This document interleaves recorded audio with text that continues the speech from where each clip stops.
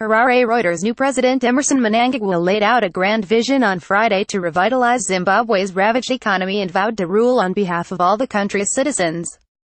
Sworn in days after the overthrow of Robert Mugabe, the 75-year-old former security chief promised to guarantee the rights of foreign investors and to re-engage with the West, and said elections would go ahead next year as scheduled. In a 30-minute speech to tens of thousands of supporters in Harare's national stadium, Mnangagwa extended an olive branch to opponents, apparently aiming to bridge the ethnic and political divides exploited by his predecessor during his 37 years in charge. "I intend, nay, am required, to serve our country as the president of all citizens, regardless of color, creed, religion, tribe or political affiliation," he said, in a speech that also hailed the voice of the people as the voice of God. Behind the rhetoric, some Zimbabweans wonder whether a man who loyally served Mugabe for decades can bring change to a ruling establishment accused of systematic human rights abuses and disastrous economic policies. He made clear that the land reforms that sparked the violent seizure of thousands of white-owned farms from 2000 would not be reversed, but promised that those who lost property would receive compensation. To some political opponents, the speech was a welcome contrast with the habitual belligerence of Mugabe and appeared to be drawing on Mnangagwa's knowledge and understanding of China as a model for running an economy.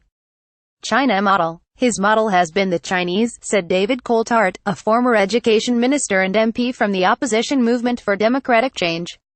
He will drive to make Zimbabwe a more attractive investment location, and more efficient, but like China will not tolerate dissent. You behave, you will be secure. Those skeptical about the new president's commitment to change question his role in the so-called Gikuruhundi massacres in Matabeleland in 1983, when an estimated 20,000 people were killed in a crackdown on Mugabe's opponents by the North Korean-trained 5th Brigade. Mnangagwa was in charge of internal security at the time, but has denied any part in the atrocities. Many Zimbabweans, especially the ethnic Ndebele who bore the brunt of the Gikuruhundi slaughter, will see his appeal on Friday to "let bygones be bygones" as an attempt to gloss over his nation's darkest chapter. Some critics have alleged harsh treatment by soldiers of opponents of the military intervention last week, a de facto coup against Mugabe, 93, and his 52-year-old wife Grace.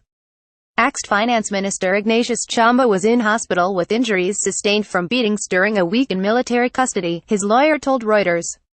He was blindfolded throughout his time in detention, Lovemore Madhuku said. Emmerson Mnangagwa swears in as Zimbabwe's president in Harare, Zimbabwe, November 24, 2017. Reuters. Mike Hutchings, "It was a very brutal and draconian way of dealing with opponents," he added. Asked to comment, police spokeswoman Charity Charamba said she had no information about Chambo. Separately, High Court Judge President George Chawishe ruled that the military intervention last week was legal, following an application brought by two citizens who petitioned the court to confirm the military had been right to do what they did.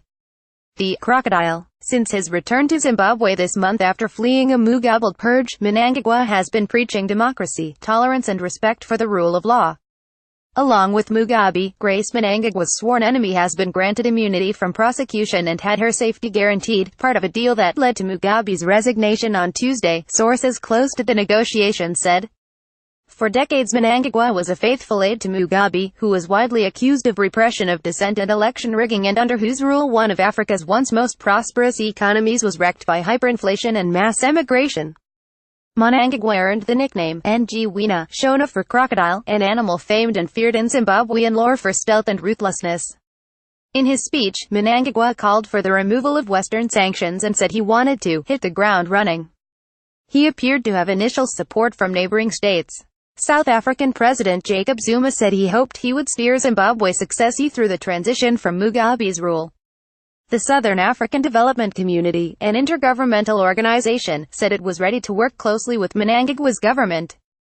Zimbabweans listening to his speech said they were prepared to give him the benefit of the doubt, but were also realistic about the chances of injecting life into an economy with 90% unemployment and banks devoid of cash. In the last 15 years, an estimated 3 million have emigrated to neighboring South Africa in search of a better life.